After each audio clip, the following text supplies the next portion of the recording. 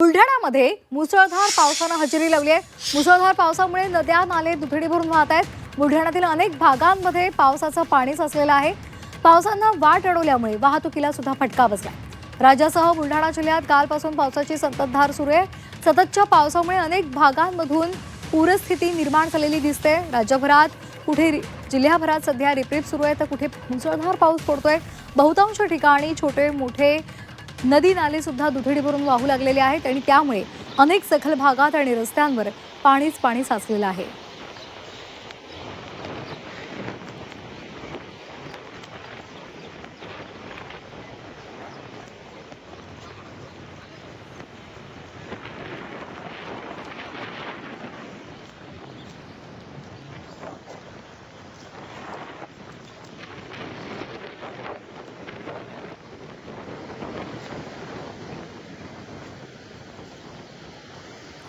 आणि या संदर्भात अधिक माहितीसाठी आपण जाणार आहोत आमचे प्रतिनिधी मयूर निकम यांच्याकडे।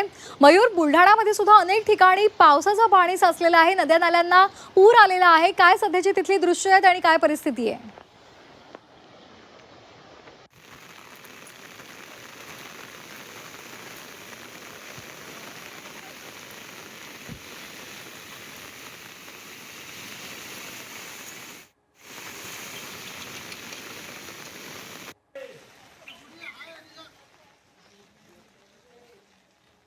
तर अनेक भागांमध्ये बुलढाण्यामध्ये पाणी झालेलं आहे।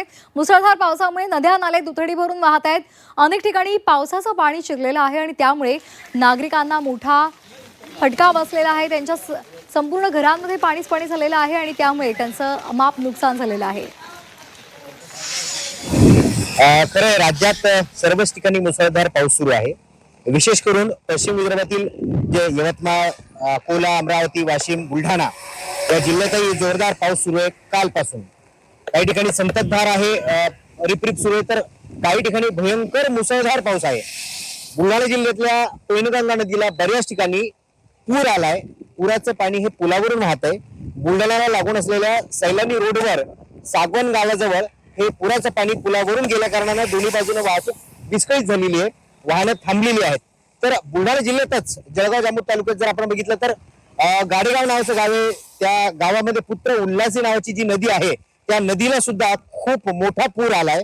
परिणामी या पुराचं पाणी शाळेमध्ये शिरलेलं आहे। एवढंच नाही तर बुलढाणा जिल्ह्यातल्या मेहकर असेल, लोणार असेल, देऊळगाव राजा, घाटाखालचं खामगाव असेल, याही ठिकाणी मोठा पाऊस आहे। मेहकर तालुक्यातलं ओलांडेश्वर महादेव मंदिर हे अर्ध पाण्याखाली गेलेलं आहे। त्यामुळे सध्या जिल्ह्यातील परिस्थिती ही पूर परिस्थिती आहे असं म्हणायला हरकत नाही।